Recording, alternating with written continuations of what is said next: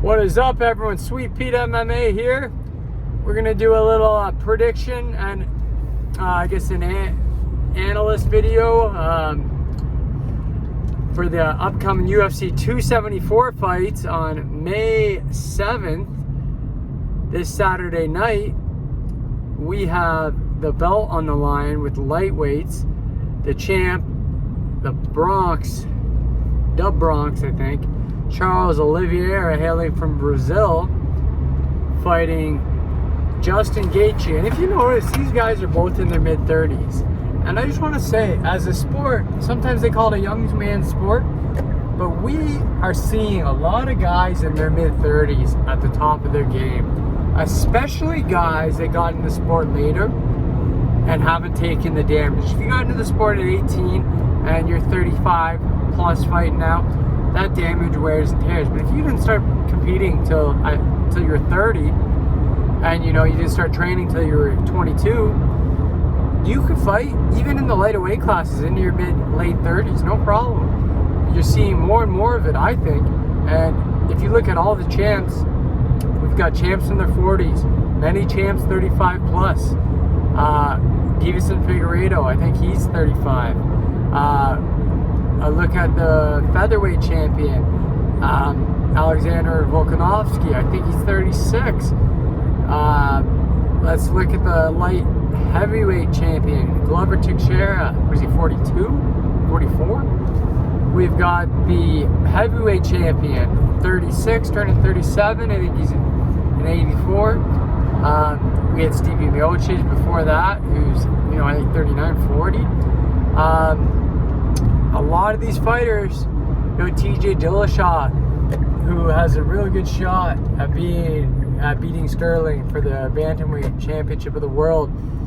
I think Dillashaw is 34. Anyhow, I'm just saying, we got a lot of guys in their 30s being champ. Looking at the lightweight fights, Justin Gaethje, what is he, 34? Versus the Bronx, Charles Oliveira, I think he's 32 or 3. How this fight will go is Justin Gaethje will win via KO or TKO in the first, maybe the second round. You heard it here first. Unfortunately, the better fighter, Charles Oliveira, the more well-rounded fighter, more Muay Thai striking specialist with excellent wrestling for MMA, great trips. He's even got some good double legs. He works great on the fence. Once he gets a hold of you, submissions from all angles, controls, he's got a lot. But the heavy-footed, primarily boxer with a heavy low kick as well, style of fighting, pressure fighting style of Justin Gaethje, he's gonna do it. Charles doesn't move his head off that center line enough, and Gaethje, he just hits too hard. He follows through with that straight, follows through. That right foot is going to be the front foot now, and then he's got that power punch right there for the hook. Or he uses that jab, so I'll do it with him, that jab just to block so he can follow through, just to knock your hands out of the way, parry, follow through. These 4-ounce MMA gloves, he's going to get away with that. He's going to get through the guard of the Bronx, covering up like this. Those MMA gloves are going to come around, go through. It's going to happen. The new champion, look at my bets. Prop bet round 1 or 2, taking on Gaethje. We also have the people's main event, which is Michael Chandler versus Tony Ferguson. Again, fighters, Chandler, is he 36? Ferguson, 38.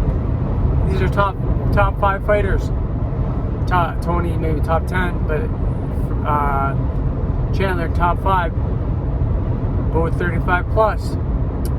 It's the experience. Fighting at the level, it's experience, guys.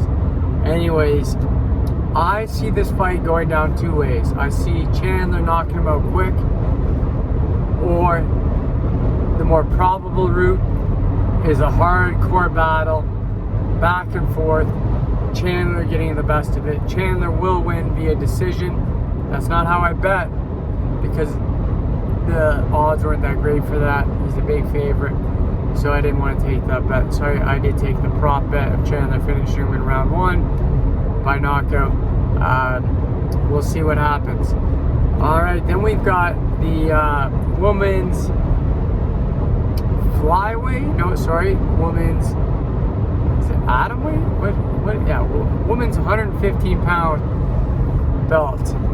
I guess that would be the atomweight. Yeah, atomweight's going at it, and the champion Rose Namajunas versus the first atomweight champion Carla Esparza. Now, 3-round fight. I would actually take Carla. 5 rounds. Carla is not going to be able to keep up the wrestling and the holding down for 5 rounds. I don't think. We could see a 5-round Carla decision by just control, being on top. But Rose is so slick, so smooth. I see Rose winning this fight. I don't know when or how. I'm leaning to a finish via sub or TKO or ref jumping in. But she could win a decision too, doing more damage. But look for her to lose that first round, that's for sure. Yeah, 5-round fight. So we're going to see Rose coming out on top. These are my predictions for the first 3 fights. Let's talk about the 4th people's main event, where we've got Donald Cowboy Cerrone versus the name's Joe Lozon. Cowboy has been fighting since he's been 18, and he is like 37, 38, maybe 39. Joe Lozon's been fighting since he's been like in his early 20s, and he's like 36 or 37 too. A couple years younger though. Hasn't been fighting as frequent and as active. He's a fresher fighter than Cowboy. Unfortunately for Cowboy, I think this is the end, guys. I don't see it ending well. I see Lozon winning in the first round by knockout or submission. Even if it goes all the way, I see Lozon just being too much. Cowboy has taken so much damage. If Cowboy is to win this fight, he's got to keep it on the outside. He's got to be able to stuff all the takedowns Lozon's going for. And I just don't think he has the strength, the conditioning, and the ability to do that anymore. He would, in his prime, Cowboy for sure. But Lozon's going to win this fight, and it's going to be early. You've heard it here for Sweet Pete MMA. Take my word for it, guys. I get these fights right. Every time I'm right, I'm right. I get them right often. And my bets, I'm in the positive. So take a look at my Instagram, SweetPeteMMA, Twitter, Facebook, YouTube. It's all there. I'm going to upload this one to YouTube. And yeah, enjoy the fights. Take a look. I got some overs for some of the female fights, prop bets there. I've got an underdog pick with Macy Chiasson, however you say it. I think she's facing Dumont.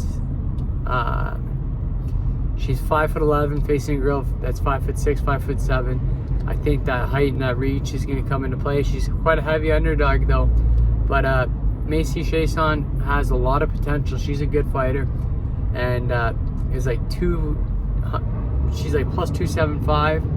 You know, so you put down 100, you're getting 275 back. Pick Macy by decision. That's the prop bet. Underdog, you're gonna get like 4-1. You're gonna get good money back, and it's a 3-round fight. Easily could happen. Those are my analysis, my predictions, my bets, and pretty much on a good probability what's gonna happen Saturday night. Take it or leave it. Sweet Pete MMA here, repping the new jacket. I'm a teacher, so you can see by my badge here. This is the most compliments I've had. Watch out, vehicle on shoulder ahead. Driving, shouldn't be, but all compliments I've had all week is on this shirt. Follow me, guys, Sweet Pete MMA. Have a good one. Enjoy the fights.